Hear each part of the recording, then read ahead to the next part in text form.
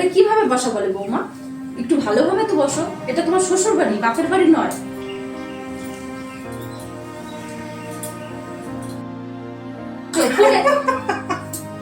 এ কি বৌমা, ওইভাবে হাসছো কেন? কোনো ভদ্রবাড়ির বউরা এইভাবে হাসে না। একটু দাঁতগুলো তো বন্ধ করো, ভুলে যাচ্ছ নাকি এটা তোমার শ্বশুর বাড়ি?